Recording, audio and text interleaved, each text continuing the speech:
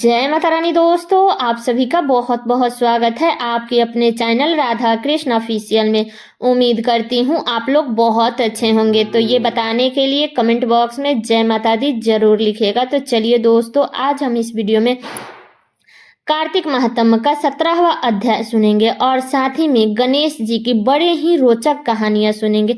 तो आप सभी को तो पता ही है कि मैं प्रतिदिन आप लोगों के लिए इतना सुंदर सुंदर हर चीज की कहानियां लेकर के आती हूं, इसलिए आप लोग मेरे चैनल को सब्सक्राइब और वीडियो को लाइक जरूर कर दीजिएगा, क्योंकि अगर आपके एक लाइक मिल जाता है ना तो मुझे बहुत ही हिम्मत मिलती है। इसलिए आप लोग कथा सुनने के बाद आप लोग वीडियो को लाइक जरूर कर दीजिएगा और मेरे भी वीडियो को आप लोग प्यार और सपोर्ट दीजिए।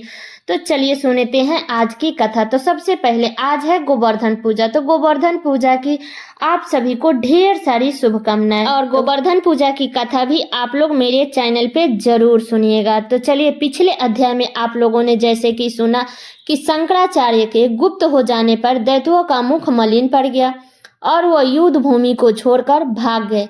बाकी शुंभ और निशुंभ, कालनेमी आदि सेनापतियों ने अपने भागते हुए वीरों को रोका और शिव जी के नंदी आदि गणों ने भी, जिसमें गणेश जी और स्वामी कार्तिकेय जी भी थे, दैत्यों से भीष्म युद्ध करना आरंभ कर दिया। अब आप सुनेंगे इसके आगे की कथा। उस समय शिव जी के गण प्रबल थे और उन्होंने जलंधर के शुंभ, निशुंभ और महिषासुर, कालनेमी आदि को पराजित कर दिए।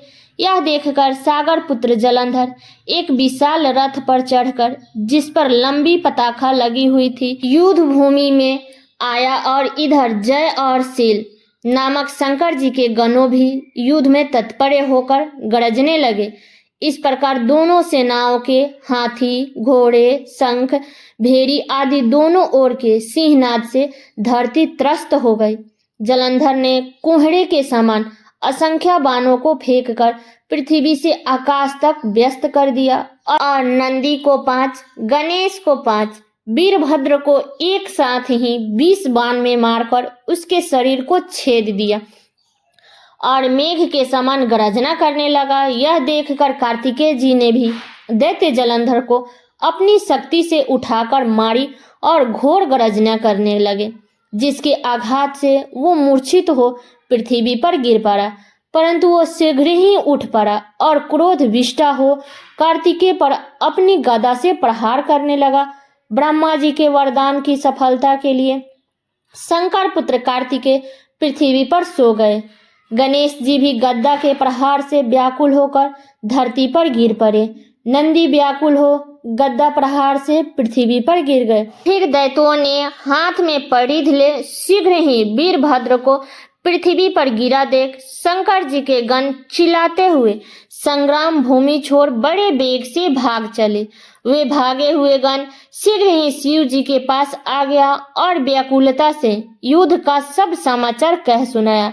लीलाधर भगवान ने उन्हें अभय दे सबका संतोष वर्धन किया। तो ये थी कार्तिक महात्म्य का 17वां अध्याय। इसके आगे की कथा आप लोग अगले अध्याय में सुनिएगा। तो अब चलिए सुनते हैं गणेश जी की कहानियां। तो दोस्तों, ये उस समय की बात है जब भगवान विष्णु और माता लक्ष्मी का विवाह निश्चित हो गया था और विवाह की तैयारियां चल रही थी। विवाह का निमंत्रण गणेश जी को छोड़कर सभी देवताओं को भेजा गया। तो सभी देवता एकत्रित हुए। जब बारात प्रस्थान का समय हुआ तब गणेश जी नहीं दिखे। तब सभी देवता ने आपस में बात की कि गणपति नहीं दिख रहे हैं, क्या उनको निमंत्रण नहीं मिला था, वो आए नहीं। सभी देवता इसी बात पर चर्चा करने लगे।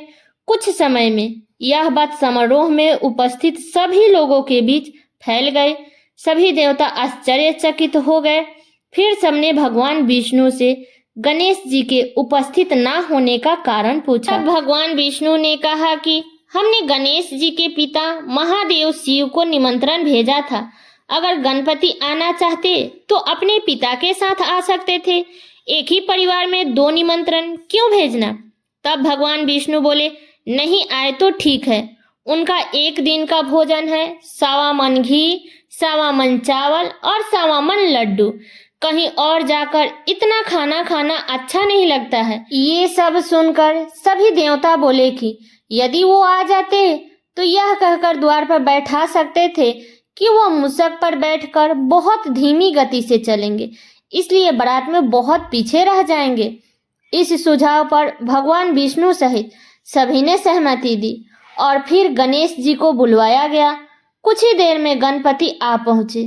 फिर उन्हें समझाकर द्वार पर बैठा दिया गया और सभी देवगण बारात चले गए। इतने में नारद जी आए। उन्होंने देखा कि गणेश जी तो द्वार पर बैठे हैं और अन्य सभी देवता बारात में गए हुए हैं।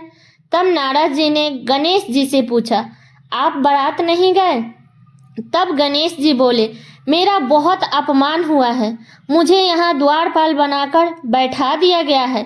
तब नारद जी ने गणेश जी को सुझाव दिया कि आप जल्दी अपने मूषक सेना को भेज दीजिए, वो बारात से आगे पहुंचकर रास्ता खोद देगी, जिससे बारात में चलने वाली वाहन धरती में धंस जाएगी और बारात आगे नहीं बढ़ पाएगी।